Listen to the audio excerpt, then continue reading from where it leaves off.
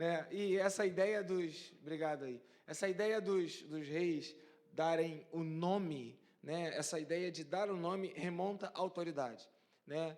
E passeando pelos muros, uma das coisas que eu vi é que aqueles muros, né? Muitos deles, sobretudo o Muro das Lamentações, né, que faz parte do local onde foi construído o primeiro templo, o segundo templo, e agora tem um templo lá, uma parte dele só está aparente, porque os conquistadores viam, derrubavam as cidades de Jerusalém, faziam ela toda de pedras, destruíam aquele troço todo, e construíam de novo em cima, né? Então, você tem alguns passeios lá que você vai vendo os níveis de Jerusalém, o primeiro nível, o segundo nível, você vai descendo, e vai vendo, não, esse aqui foi do período dos mamelucos, esse aqui foi do período dos Saladino, período bizantino, e aqui foi do período da construção do primeiro templo, e você vai vendo os períodos, porque à medida que a cidade ia sendo destruída, era feito um amontoado de pedra, feito uma nova laje e construíam por cima, e isso ao longo do tempo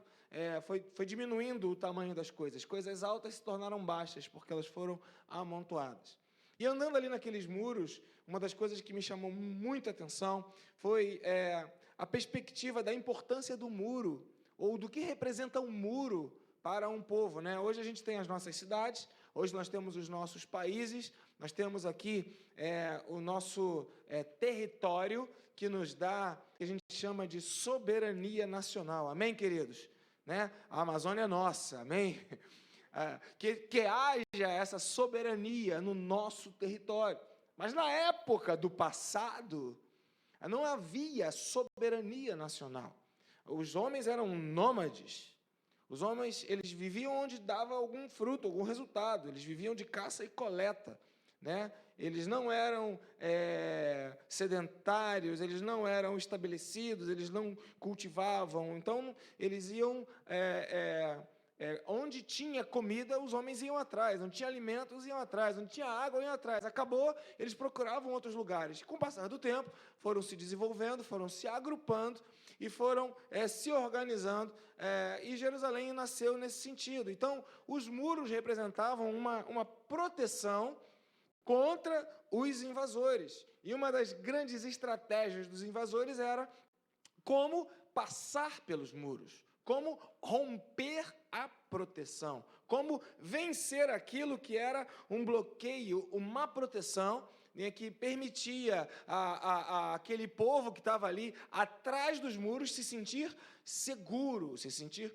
protegido. Então veio o povo da Babilônia, eles desenvolveram uma técnica terrível de ultrapassar os muros, porque a pessoa está em cima, você vem tentar abrir a porta aqui do baixo, voava tudo lá de cima, né, irmãos? Voava pedra, voava óleo, aí tacava fósforo no óleo quente, as pessoas pegavam fogo, voava flecha, mas os camaradas desenvolveram uma técnica de construir uma rampa.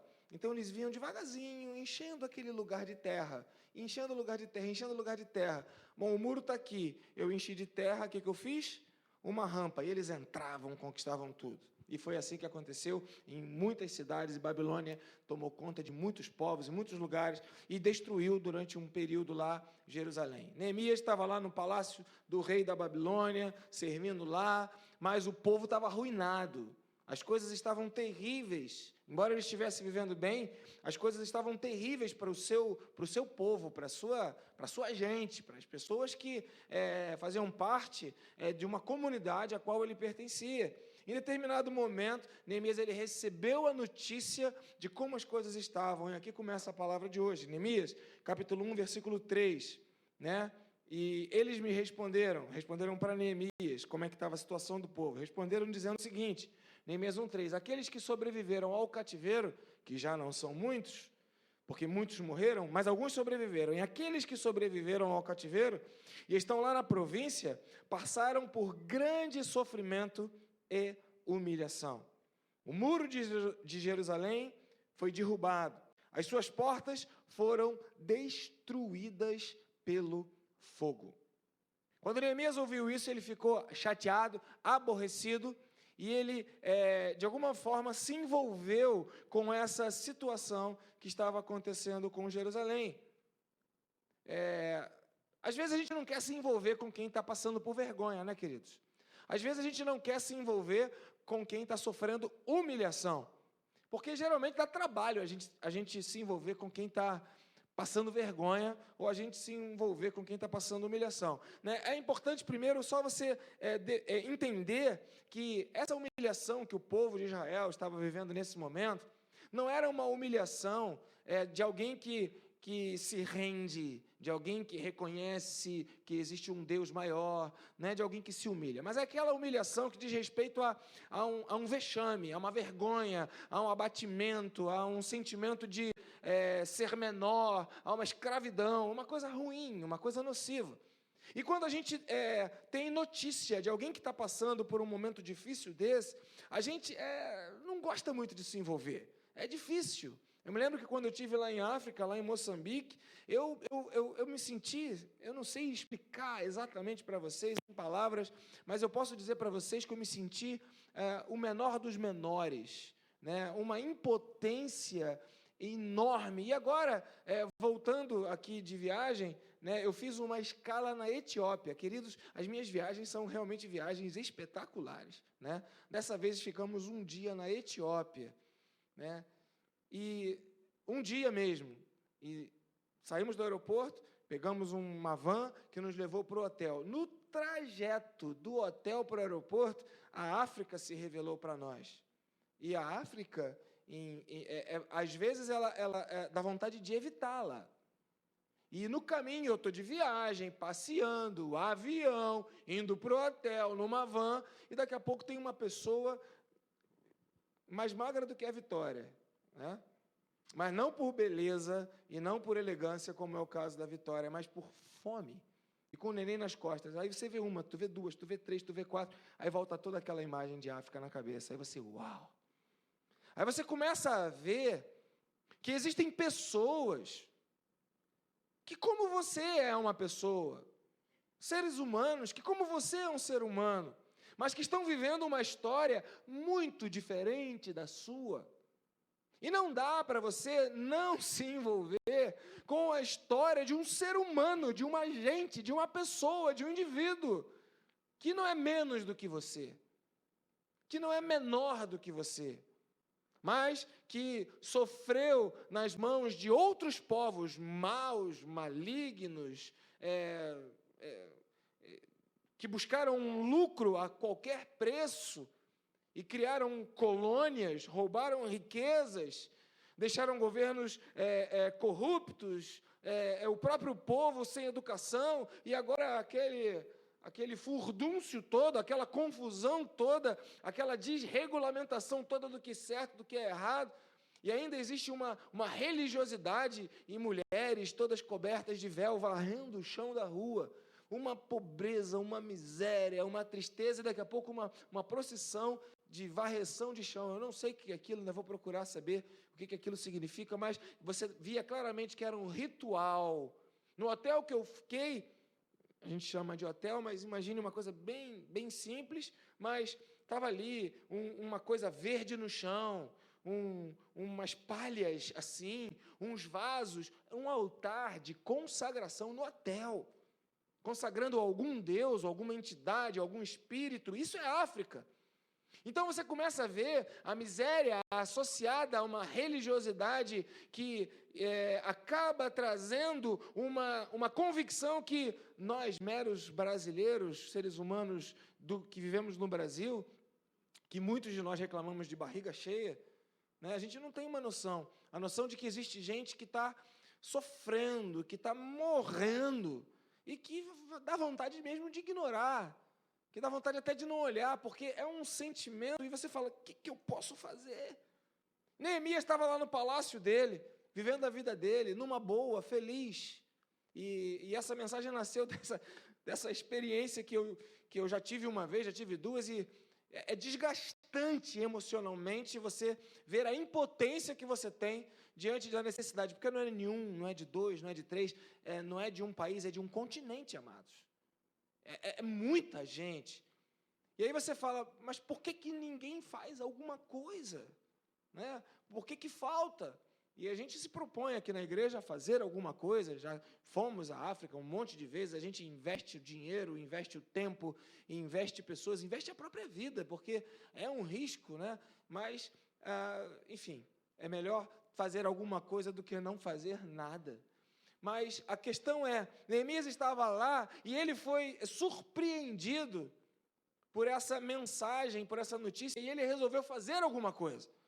E às vezes a frieza do nosso coração, ela é impressionante, porque quando a gente é deparado ou confrontado com a miséria da vida do outro, ou com a falência do outro, ou com a humilhação do outro, a gente não consegue ficar incólume. Alguma coisa acontece dentro da nossa mente. Ou a gente dá uma resposta dizendo, é culpa dele, é opção dele, né? Lá no estudo da sociologia, a faculdade que eu estou fazendo, a gente estuda, essa é uma possibilidade.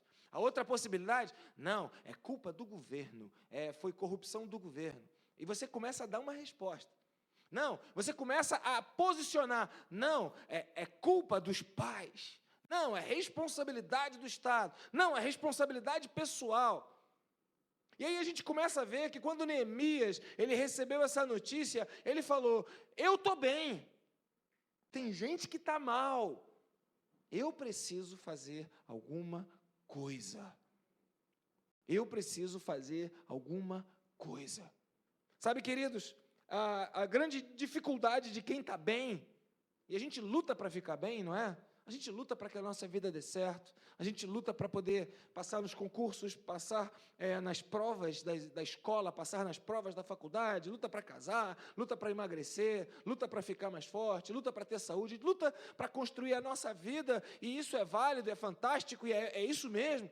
Lute pela sua vida, mas quando você está tão ocupado, lutando pela sua vida, que você é incapaz de se envolver com a vida de alguém, a sua vida ela muda de tamanho, a sua vida diminui, a sua vida ela é mediocrizada, ela fica menorzinha, porque nós não fomos criados para ser isolados no nosso próprio mundo, nós fomos criados para cuidar uns dos outros. Eu posso não fazer muito, mas alguma coisa eu posso fazer.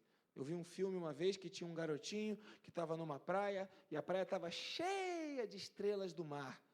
Um filme lá do mundo árabe mesmo, né? Eu não lembro o nome do filme, mas eu vi. Está num livro também isso. E aquele garotinho pega aquela estrela do mar e joga de volta para o mar. Aí vem um adulto, né, menos crédulo do que uma criança e fala, meu filho, não adianta. Olha quantas estrelas do mar estão aqui, você não vai conseguir resolver o problema de todas, elas vão morrer, não adianta. Aí o menino olhou para aquele adulto e falou, mas para essa aqui, eu estou fazendo diferença. E devolveu ela para o mar. Porque uma das desculpas ou justificativas para a gente não fazer nada é a nossa incapacidade de resolver o tudo. Mas quem te disse que Deus quer que você resolva o tudo de todo mundo? E aí a gente tem a parábola de Jesus, quando tem aquele camarada que está assaltado, né? E não é tão difícil acontecer de você encontrar alguém assaltado no Rio de Janeiro. Aquele camarada que apanhou dos bandidos ou foi baleado, não é tão difícil encontrar alguém assim no Rio de Janeiro, né? E aí passa ali um sacerdote, passa ali um levita e não faz nada, não se envolve. E aí a parábola do bom samaritano era de alguém que não tinha uma obrigação, não tinha um peso espiritual sobre a sua vida, mas que foi humano, que se envolveu, que acabou sendo gente. E eu vejo aqui em Neemias uma mensagem tremenda para a igreja de Cristo, nós precisamos ser gente, precisamos ser seres humanos, né? Seres humanos ajudam seres humanos. Seres humanos não esquecem de que outras pessoas também são seres humanos. E às vezes a gente não quer dar nome às coisas, mas, infelizmente, quando eu ignoro a necessidade do outro e penso apenas na minha, isso é egoísmo. Você não vai resolver a vida de todo mundo, mas o que você pode fazer para melhorar a vida de alguém? O que você pode fazer? Seja lá o que for, faça. Daniela, de manhã, no anúncio que ela deu, ela estava falando da sua empolgação, da sua alegria, e agora, de novo, à noite, ela também falou do seu acordar de manhã animada. Por quê? Porque quando a gente vê o ser humano que está numa situação difícil, que está num momento de solidão, que foi o primeiro pequeno grupo, o primeiro movimento, né? E ele agora encontra um lugar e você vê a pessoa melhor, isso traz um bem-estar incrível para quem participou do processo. Você já deu presente para alguém? Você já comprou alguma coisa, um presente e deu para alguém? Não é legal dar presente? Não é gostoso dar presente?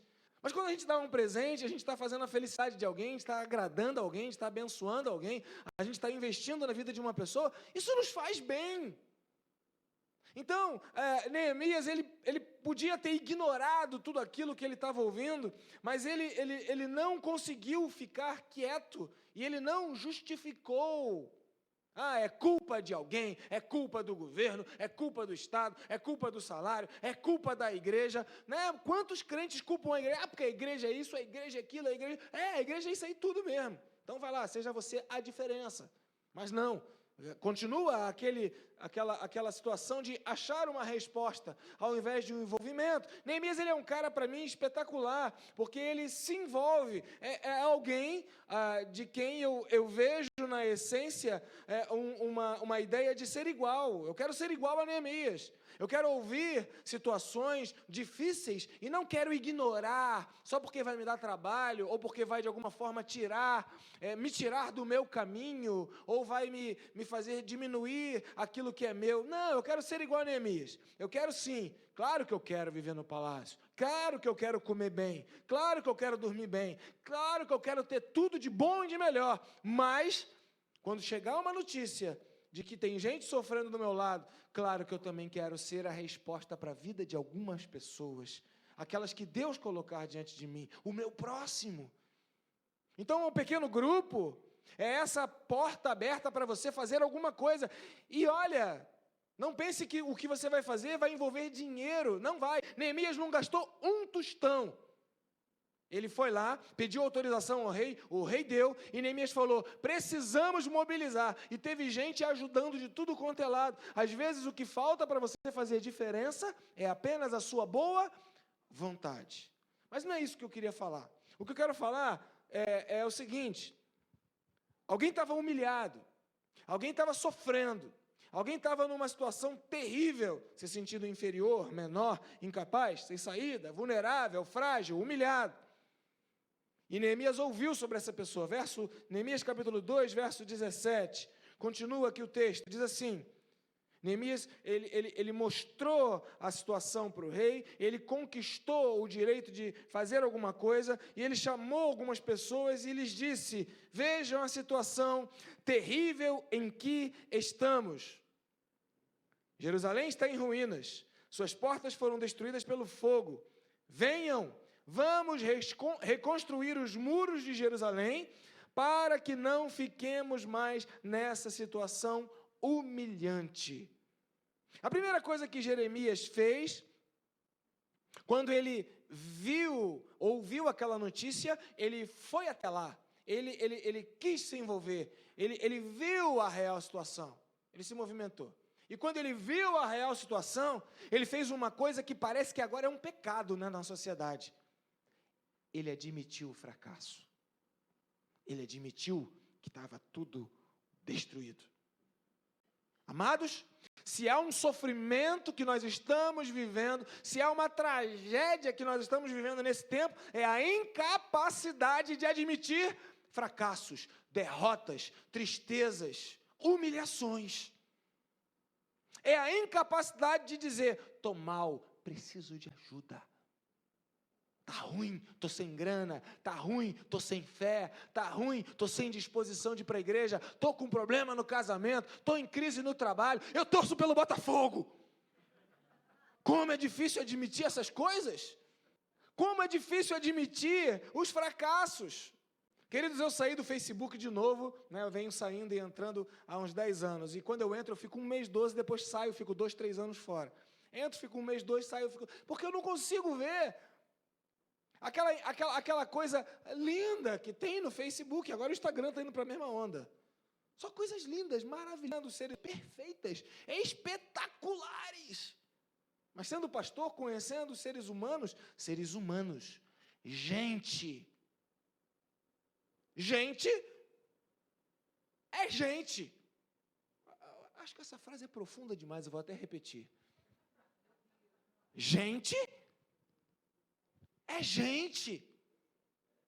Porque parece que existe um grupo de pessoas que, sendo gente, são uma estirpe, ou uma casta, ou um nível superior da humanidade.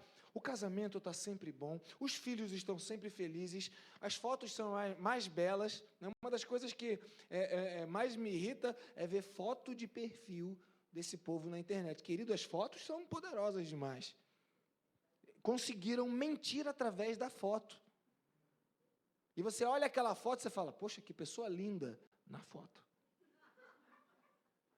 O real não é aquilo. É impressionante como tem um tipo de gente diferente. Neemias, ele viu a situação dos muros, ele falou, tá tudo ruim. Tá tudo ruim. Você vê que nós somos envolvidos até na nossa gíria, né? Como é que a gente se cumprimenta? Oi, tá tudo bem? E a pessoa responde o quê? Tá tudo bem. Alguém responde para você, tá horrível, eu tô péssimo. E você fala, ih, tá azedo hoje, não quero nem falar contigo. Mas quantos de nós não estamos nada bem? Quantos de nós que deitamos a cabecinha no travesseiro, aí vem todo aquele peso, aquela coisa amarga, aquela coisa vazia, aquela coisa da destruição, da humilhação. Quantos de nós? Neemias, quando ele ouviu a mensagem, ele foi conferir se era fake news ou não, ele falou, é de fato verdade, e ele agora diz, é isso aí, está tudo ruim. Queridos, a base da transformação da vida do homem está no arrependimento, mas não haverá arrependimento sem o reconhecimento do que você é. Conversando com uma pessoa hoje de manhã, estávamos falando sobre o trabalho dos narcóticos anônimos ou dos alcoólatras anônimos. E a gente, uma dessas reuniões, elas começam dizendo, oi, meu nome é fulano de tal e eu sou viciado. Olha, oi, meu nome é fulano de tal e eu tenho esse problema. Mas a gente acaba ignorando ou fingindo ou mentindo para nós mesmos de que nós não temos problema. Como se tivesse uma classe de gente melhor, superior, que de fato não tivesse problema. Meu Deus! Como se houvesse alguém dentre nós aqui que não estivesse passando por problemas. Nós somos gente. E gente é gente. Não tem um tipo de gente melhor. Não tem um tipo de gente superior e outro tipo de gente inferior. Gente é gente. Então veja, Neemias viu, e ele fala, vejam a situação terrível em que estamos. É isso aí, nós estamos mal. A base para a transformação é o reconhecimento da atual situação. A base para a mudança é o reconhecimento do jeito que está, não dá. A Bíblia chama isso de arrependimento. E o arrependimento só vem com reconhecimento. Reconhecimento de pecado. Reconhecimento de que está destruído. Reconhecimento de que acabou. Reconhecimento de que faliu, destruiu, já era, e cabode, diminuiu. Eu tenho, de alguma maneira, sido uma ferramenta nas mãos de Deus para estar do lado de alguns colegas pastores, gente que aprendeu a não admitir que é gente. E como sofrem. E cada vez que eu vejo colegas de ministério que têm dificuldade de admitir as suas falhas, seus erros, o que vão pensar, o que vão achar, o que vão concluir, mas eu quero ser gente e falar dos meus problemas e ser uma pessoa comum. Porque eu estava lá vendo Jesus, essa história de Jesus. Jesus, ele era uma pessoa normal, uma pessoa comum. Quando ele viu que tinha cambistas, vendedores, camelô, gente se aproveitando, vendendo, ele se irritou, pegou chicote, deu chicotada em todo mundo. Jesus era uma pessoa normal, uma pessoa que vivia como um ser humano normal. No meio de uma refeição, todo mundo comendo, todo mundo bebendo, um bate-papo entre os amigos, um almoço de família com os discípulos, ele pega uma coisa comum do dia a dia, que era um cálice de vinho e fala: pessoal, ó, esse é meu corpo, quando vocês beberem, esse é meu sangue, quando vocês beberem, lembra de mim. Mas Jesus, a gente bebe todo dia, então lembra de mim todo dia. Ah, mas a gente come pão e bebe vinho de manhã e de noite. É isso aí que eu quero dizer. Lembra de mim, de manhã e de noite, uma coisa normal, uma coisa simples. Você não come? Lembra de mim. A ceia é isso. Pessoas normais, pessoas comuns. Mas o que eu quero dizer para você, no segundo ponto, se é que foi o primeiro ponto, que é a capacidade de admitir, e às vezes para muitos é difícil admitir derrota, admitir fracasso, admitir falência, admitir que está mal, de mal a pior. E aí você internaliza, você se cala, e falar, abrir o coração, confessar as vossas culpas uns aos outros, trará cura. Quando você internaliza, quando você fecha, quando você oculta, quando você tapa, a pressão aumenta. Às vezes a níveis insuportáveis. Então falar é preciso. Mas por conta do que vão pensar, do que vão achar ou de admitir, muita gente se cala. Neemias viu a situação, ele falou: está terrível, está horrível, acabou. Vamos fazer alguma coisa. Vamos fazer alguma coisa. Então veja, vamos pensar na história reversa. Vamos pensar na história reversa. Neemias estava passando por um momento bom ou um momento mau na vida dele? Neemias morava onde? No palácio. Quem mora no palácio come bem? Quem mora no palácio dorme bem? Quem mora no palácio está correndo o risco de ser morto a qualquer momento? Neemias estava com a vida tranquila. Mesmo assim, ele se envolveu. Mesmo assim, ele foi capaz de entender aquele povo que estava passando por tudo isso. E eu quero falar para vocês o seguinte: a humilhação não era de Neemias, a humilhação era do povo. Mas o povo não tinha reação. Sabe por quê, queridos, que o povo não teve reação? Sabe por quê que Deus precisou usar Neemias? Porque quem está humilhado não se sente nada, não se sente ninguém. Não tem vontade de fazer nada, não tem força para nada, não consegue reagir, se sente menos que a poeira debaixo do tapete. Quem está humilhado acha que não consegue, acha que não dá conta, não se ama, não tem valor próprio. Quem está humilhado, diminuído, não consegue nem falar, tem vergonha, tem medo, não consegue pedir, porque tem medo. Uma pessoa humilhada não consegue nem, às vezes, falar das suas necessidades, porque já pensa: ninguém vai me ouvir, ninguém vai me ajudar. Então a pessoa humilhada se cala, se fecha, internaliza e fica totalmente oculta nos problemas dela. A humilhação traz o silêncio.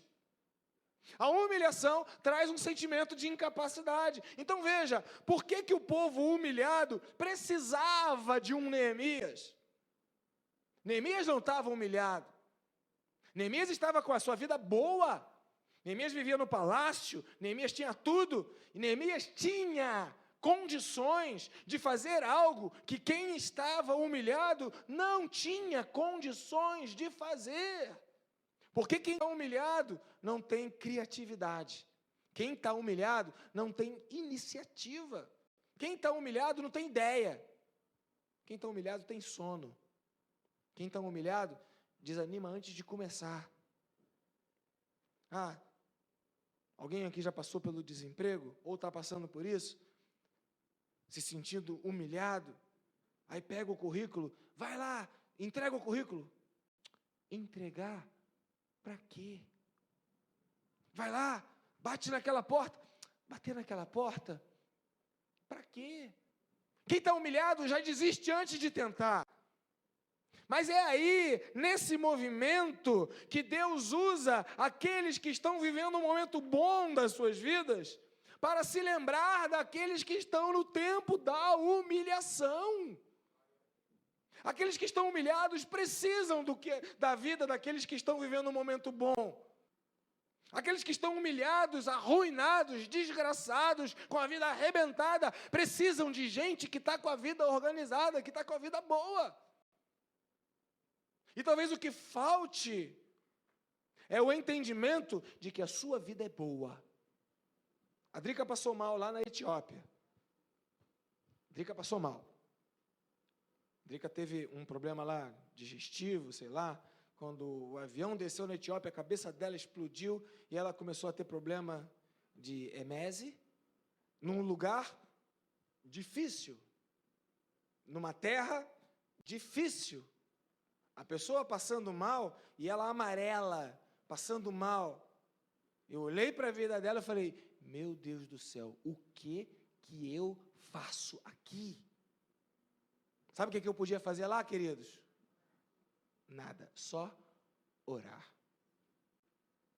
E é aí que essa mensagem se constrói, porque quem está humilhado pode não ter iniciativa, quem está humilhado pode não se sentir com saída, mas quem está humilhado pode orar e pedir ao Deus do céu pelo socorro. Quem está humilhado pode pedir a ajuda de Deus. Pode fazer isso. E a Drica estava lá naquele jeito, e eu falei, meu Deus, eu vou orar. E eu orei, e clamei ao Senhor, e ela continuou passando mal, e passou mal um bom pedaço, até que dormiu passando mal, e acordou bem, e saímos daquele lugar. Mas quem está no momento de dificuldade e não vê saída, pode orar. Então veja, quem foi Neemias? Neemias foi a resposta de oração de um povo que estava humilhado. Quem foi Neemias? Neemias foi a pessoa que foi resposta na vida de quem precisava de uma solução. Onde eu quero chegar? Eu quero chegar e dizer para você o seguinte: Deus levanta pessoas para abençoar pessoas. Talvez aí você fale, não, mas isso eu não sei se é bem assim. Leia comigo o Êxodo, capítulo 2, versículo 23 e 24. Deixa eu reafirmar isso em outro episódio, em outro momento, em outro tempo, em outra história. O povo de Israel agora estava escravo no Egito. O povo de Israel estava sofrendo humilhação. Não tinha casa. O povo de Israel não tinha uma identidade. E o povo de Israel escravo não tinha o que fazer, não tinha forças, não tinha a ideia. Mas eles oraram. E diz aqui o texto, muito tempo depois morreu o rei do Egito, os israelitas gemiam e clamavam debaixo da escravidão. Gemiam e clamavam debaixo da escravidão. E o seu clamor subiu até Deus. Verso 24. Ouviu Deus o lamento deles e lembrou-se da aliança que fizera com Abraão, Isaque e Jacó. E se você ler um pouquinho mais adiante, você vai ver ali no Êxodo, capítulo 3, verso 10, que Deus fala, Moisés, o povo de Israel precisa de ajuda.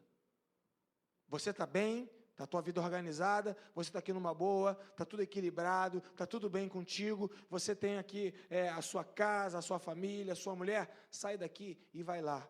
Aí Moisés, vai, eu te envio, vai lá no faraó e tira do Egito o meu povo. E se você continuar lendo, você vai ver Moisés tentando sair fora. Mas eu sou gago, mas eu não sei falar, mas eu não consigo ir, mas eu tenho medo, eu não sou ninguém. E Deus falou, basta, vai. Porque quando alguém está gemendo, quando alguém está clamando, Deus levanta uma solução para a vida do seu povo, queridos. Deus fez isso com Neemias, Deus fez isso com Moisés, e Deus fará isso na sua vida. Se você está passando por um momento de aflição, você pode clamar a Deus. Você pode buscar o socorro que vem do Senhor. E Deus pode levantar uma pessoa para te abençoar. Deus pode levantar um homem, Deus pode levantar uma mulher, Deus pode levantar um ímpio, Deus pode levantar um crente, Deus pode fazer o que Ele quiser fazer. Porque Deus tem caminhos, tem planos, tem propósitos, tem entendimento, tem saídas, tem soluções que nós não temos. Eu é que sei que pensamento que eu tenho para vocês. Porém, se não há um reconhecimento, se não há uma admissão, se não há um arrependimento, se não há uma definitiva conclusão, eu não consigo sair dessa, eu preciso de ajuda. Não haverá clamor, só vai haver gemido. Gemido Deus não ouve, Deus ouve clamor. E quando esse clamor, ele é expresso através de uma intensidade tão grande, que se torna um gemido, aí Deus fala, uau, eu tenho que fazer alguma coisa, eu não posso mais deixar passar. Eu vou pular aqui umas etapas e vou ler com você agora, Lucas capítulo 18, verso 7 e verso 8, Lucas 18, verso 7 e verso 8, Jesus está contando uma parábola de um juiz iníquo, e Jesus fala, acaso Deus não fará justiça aos seus escolhidos, que, repita comigo, clamam, outra vez, clamam, outra vez, clamam a Ele, dia e noite. Deus continuará fazendo-os esperar. Verso 8, eu lhes digo, Ele, Deus, lhe fará justiça, e depressa. Contudo, quem é que ainda ora? Quem é que ainda clama? Quem é que ainda confia em Deus? Quem é que ainda busca a solução no Senhor? Quem é que ainda coloca a sua fé no Senhor? Então veja, andando pelos muros de Jerusalém, eu vi aquele muro lá em pé, passeando, eu me lembrei como aquele lugar já foi destruído, como aquele lugar já foi arruinado, foi humilhado, mas como aquele lugar está de pé até o dia de hoje. Como Deus levantou pessoas para reconstruir o que havia sido destruído.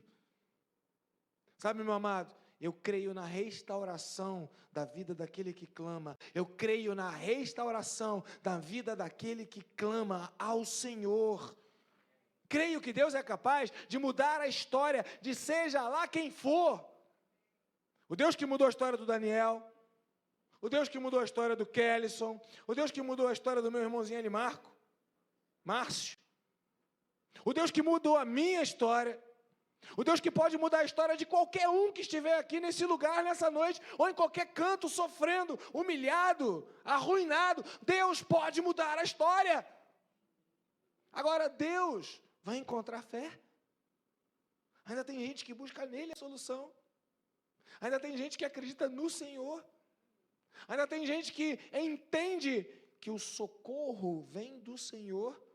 Salmo capítulo 40, verso 1 até o 3. Salmo 40, verso 1 até o 3. Colocarei. Salmo 40, Alice. Não foi. Verso 1 até o 3. Coloquei toda a minha esperança no Senhor. Tem gente que não está colocando a esperança no Senhor. Tem gente que não consegue colocar a esperança no Senhor. Coloquei toda a minha esperança no Senhor. E Ele se inclinou para mim e me ouviu o grito de socorro. Pode passar. E me tirou de um poço de destruição, de um atoleiro de lama, do lugar de humilhação. Deus tira do lugar de humilhação. Deus não criou você, não formou você para você ficar humilhado. Eu não sei você, queridos, mas eu já fui muito humilhado na vida. Mas em lugar da desonra e da afronta, Deus dá dupla honra para aqueles que clamam. Eu não estou brincando quando eu falo disso, porque não é uma teoria. Eu experimentei e eu testifico. Deus sabe honrar aqueles que permanecem, aqueles que insistem, aqueles que colocam no Senhor a sua confiança. Então, se você está num poço de lama, se você está num lugar horroroso, que todo mundo olha para você, meneia a cabeça, usando o texto bíblico, e faz assim, ó. O Senhor sabe tirar você do lugar da humilhação, O Senhor sabe. O Senhor sabe. Quando o homem diz, como disse lá para Ana, eu contei aqui na sala amarela, vou contar para vocês, a Ana foi visitar o filho, chegou lá, teve uma tossezinha, foi no médico, o médico falou para ela, vamos tirar uma radiografia só para... Você não tem nada, vamos tirar a radiografia. Tirou a radiografia, viu uma manchinha, vamos fazer uma tomografia, só para poder... Quando ela voltou da tomografia, você tem 3 semanas de vida. Porque você está com câncer no pulmão, tomou tudo, deu metástase, está cheia de câncer aí dentro, vai morrer. Internaram ela, não queriam deixar ela sair de casa, conseguiram a muito custo levar ela para casa para ela morrer em casa. Depois foram no médico no dia seguinte, e aí descobriram um especialista. Queridos, faz 3 anos e meio que ela está viva. Lá em Israel descobriram uma técnica de congelar o tumor do câncer. Ela não está curada, ela tem câncer, tem metástase, mas não morre. Ela colocou a esperança no Senhor. Está viva. Câncer no pulmão, tu sabe como é que é câncer no pulmão. Deus levantou médico, um especialista, um experimento, uma tese. Ela foi ser cobaia, foi ser experimentada. Deu certo. Quem coloca a esperança no Senhor, Deus levanta médico, Deus levanta aquela coisa de gente que ganha dinheiro com o nome, empresário, empreendedor, Deus levanta chefe, Deus levanta dono, Deus levanta seja lá o que for. Deus é capaz de levantar qualquer pessoa. Deus levantou Neemias para reconstruir os muros de Jerusalém. Ele não tinha nada a ver com aquilo, mas ele não conseguiu sossegar. A Bíblia diz que quando Neemias ouviu a notícia, Neemias ficou incomodado. Ah, foi só isso? Não. Aquele camarada lá do livro de Esther, qual era o nome dele? Mordecai, Mardoqueu, tinha feito uma coisa pelo rei, o outro tinha preparado para ele uma forca. Qual o nome daquele que preparou a forca? Amã. E ele começou a clamar, começou a orar. O rei perdeu o sono e começou a ler lá e descobriu nos escritos antigos o que fizeram para beneficiar esse cara. Nada. Então Naamã abençoa a vida dele. Amã, abençoa a vida dele. Deus levanta, Deus tira sono, Deus dá instrução, Deus faz o que Ele quiser. Deus sabe ser Deus, Deus continua sendo Deus. Então, meu amado, não procure no homem a solução, não procure em coisas que estão sob seu controle, porque a fé implica em descontrole. E perder o controle. Solta o cabo da nau e vai com fé em Jesus. Você crê no Senhor? Você crê no Senhor?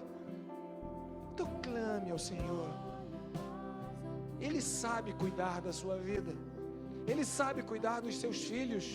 Ele sabe te dar honra, Ele sabe cuidar da sua vida, Ele sabe tudo aquilo que você precisa, Ele sabe, e Ele te ama, e Ele ama você, Ele não quer você na humilhação. Se o seu problema é falta de dinheiro, é falta de saúde, é falta de relacionamento, é falta, isso te humilha, clame ao Senhor. Clame ao Senhor, busque a Deus, empenhe-se por alcançá-lo, busque o Senhor de todo o seu coração. Amados, a resposta é Jesus Cristo. Livro de Apocalipse, capítulo 21, versículo 4, a palavra declara que o Senhor vai enxugar dos nossos olhos toda lágrima. O Senhor vai cuidar da vida dos seus filhos. O Senhor não vai nos deixar na humilhação. Você não foi criado para ser humilhado. Você foi criado para ser luz do mundo, sal da terra, para dar para o outro aquilo que os outros não têm. Eu encerro essa palavra dizendo para você o seguinte: acaso Deus não fará justiça aos seus escolhidos que clamam a Ele dia e de noite? Acaso Deus os fará esperar? Com certeza não. Deus os abençoará depressa. Depressa.